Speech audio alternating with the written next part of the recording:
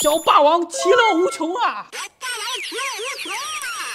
朋友们，听到这句话是不是非常的熟悉呢？没错，今天啊，咱们就来讲讲童年回忆，小霸王是怎么从这个游戏霸主慢慢消失在大家的视野当中的。都有很多80后乃至90后第一次接触电子游戏的途径，小霸王是怎么做到广为熟知的呢？这个啊，就不得不从一个人开始讲起了。这个人的名字呢，叫做段永平 ，vivo、OPPO、小天才现在的老总全是在他手底下干过的。拼多多的这个老板黄峥都是他的徒弟，甚至呢还给股神巴菲特一起吃过饭，人送外号打工皇帝、营销鬼才。当时呢，刚从大学毕业的段永平加入到了广东中山的一家电子厂当中，也就是小霸王的前身。加入之前呢，这家厂子它其实就是连年亏损了，因为段永平他本身这个学历就比较高嘛，就被当时的这个厂长一忽悠，就跟人家干了。当时的段永平呢就想到一个办法，让这个电子厂起死回生，也就是做山寨游戏机。其实啊，那个时候的市面上还有很多这种山寨电子厂都在造游戏机，那为什么小霸王游戏机它就火了呢？一是当时卖的比较便宜，二呢是质量确实比较好。小霸王刚开始它就是模仿任天堂的 FC 嘛，那当时的任天堂的 FC 在80、90年代的时候卖多少钱？700、800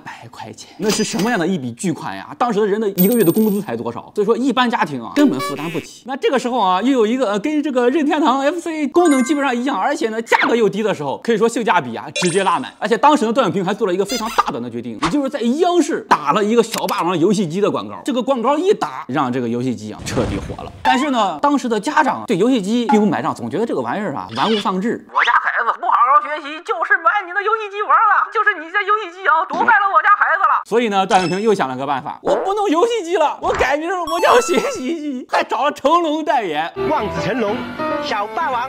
成龙大哥还是很有魅力的，这么一代言，游戏机不行，学习机行。虽然说买回来之后也没几个人是拿它专门来学习的，但是怎么说呢，总算是有借口让家长给自己买。所以这也是为什么小霸王能在当时取得成功的原因。我觉得跟营销啊是密不可分的。小霸王后来为什么就逐渐淡出大家视野了呢？第一呢，就是段永平他从小霸王离开了。段永平呢，说实话，他在这个小霸王也就是一个高级打工人，没有决策权。段永平走了之后呢，成立了步步高，步步高点读机哪里不会点哪里。妈妈再也不用担心我的学习。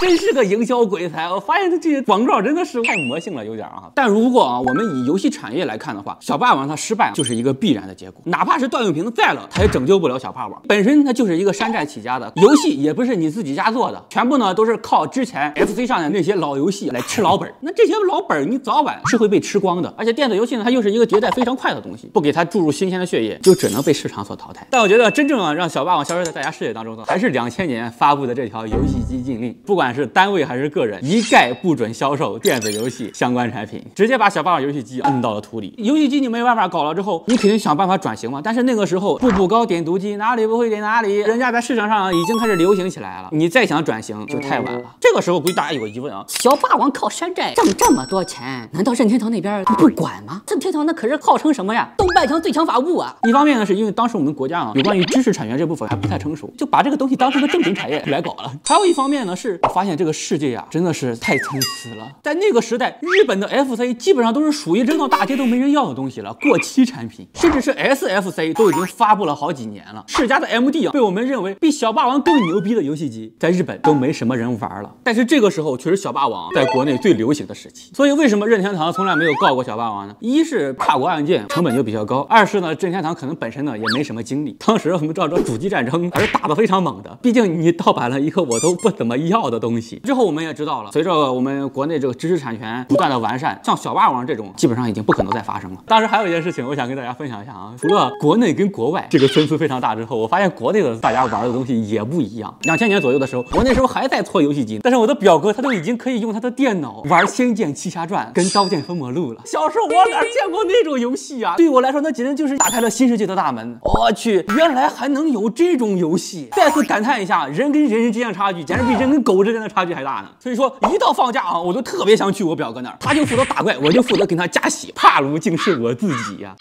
有点跑题了啊，那我们话说回来，后来的小霸王怎么样了呢？从00年啊游戏禁令之后，一共呢长达13年的时间啊，小霸王呢就再也没有碰游戏机行业了。13年的时候呢，小霸王又出了一个新的体感游戏机，这个模样至于是模仿的谁，咱就不多说了。反正呢，出来之后的评价也不是很好，大家都觉得这个东西特别的垃圾。18年的时候，小霸王还立项了一个新的主机项目，叫做小霸王 Z 加，号称自己啊有主机和 PC 两种模式，其实呢就是 Windows 换皮啊，跟网吧配置差不多，要求售价5000多。当时还找过欧厂长做过视频，甚至呢还在成才教育上边展览过。出来之后呢，也是被广大网友一顿喷，有这个钱我买台主机不好吗？所以这个项目呢后来也就不了了之了。说到小霸王最近的现状呢，基本上也就是靠卖情怀吃老本了。点开小霸王的店铺呢，销量高的也有，但都是那些披着之前老机型外观卖情怀的。那卖情怀又能卖多久呢？用情怀你也许能让用户为你买单一次，只有用乐趣才能让用户为你永远买单。那么以上呢就是本期视频的全部内容了。如果大家对这期视频还比较感兴趣的话，也可以点个赞支持一下。咱们呢下期再见。